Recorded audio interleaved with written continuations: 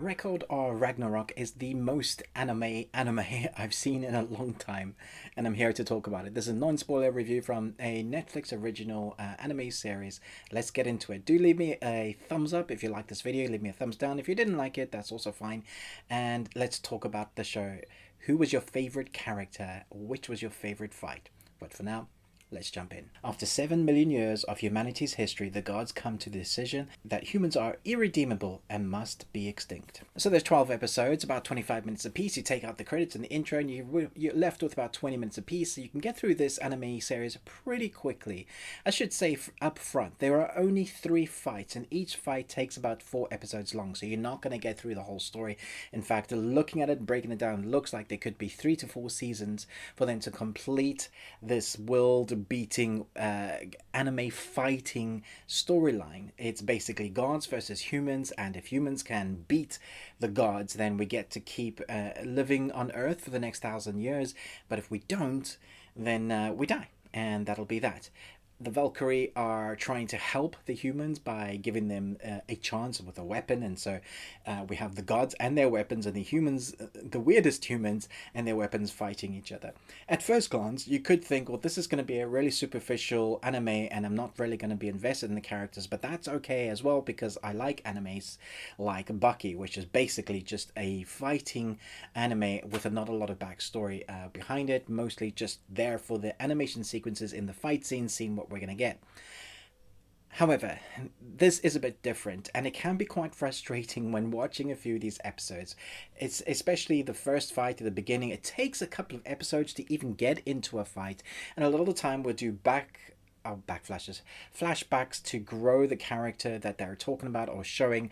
They'll talk about a god and give us a little history on the flashbacks there, and they'll talk about the human, and they'll talk about a little bit of the history and the flashbacks there, and so it's like a stop and start fight, which can be a little bit annoying. I would have preferred here's the backstory and now we're going to get the fight and just kind of go for it. Also, the animation can be a little bit iffy, because there are moments when the fight sequences, when we're finally getting into it, are great and you get to see some action. But there's a lot of still frames used as well that are like still frame with voiceover over it and a little bit of movement, slide that left to right, and they're using stills and getting away with a lot, so that when their budget is blown, is mostly to those action moving sequences, which surprised me because there's a lot of moving sequences when some of the gods are talking, and seems like they animated that, and when they're doing flashbacks there's a lot of kind of still framed moving comics in motion, that kind of backstory that they're doing here. And so I felt that it was a little bit jarring, but when there is fighting to be had, that is a lot of fun. But what works most in this series is who's going to fight who, and so it's the Valkyrie's choice who she chooses to defend humanity. Basically Mortal Kombat, stopping Outworld from destroying Earth. We have that. But because there's a mythology that is mixed here, so we have the Greek gods as well as Norse gods, and a couple of others that are mixed together. So we have all these gods. It's very interesting to see which gods are going to fight, and we get that list, and even that is up for grabs. You don't quite know what's going to happen because the list seems to change. And then on the human side, you're probably not going to guess who they're going to get to fight, and when you see the humans they choose, a couple of them are like, really? Does that person even have any powers? Supposedly they do. This anime, as I said at the beginning, is the most anime. It ticks all the cliches of anime. You have the pervy gods, you have the characters that are like, this isn't even my ultimate form, because they'll like level up, or as they get beat down, then they'll evolve into some other monstrous creature, or they'll have broken bones but they can still get up and fight, or call a special weapon, and when these powers combine, it's that sort of anime. It kind of ticks all the anime boxes. You have the little girl that is always like hyper or immediately crying, or you have the followers of a hero that they're snot and they're super happy and super exuberant. It takes all of the anime. So if you love anime, it's definitely one of those anime that's kind of nodding towards anime, saying, here you go, this is what you should have in an anime, and here are all the things that we're taking about it. I definitely want to see the fights that are going to happen next. And I was a little bit disappointed that they dragged out the story a bit. I think we could have had 2 episodes per fight, done a little bit less backstory, and given us more fight sequences, because I felt like the story was a little bit dragged out in places where it didn't need to be.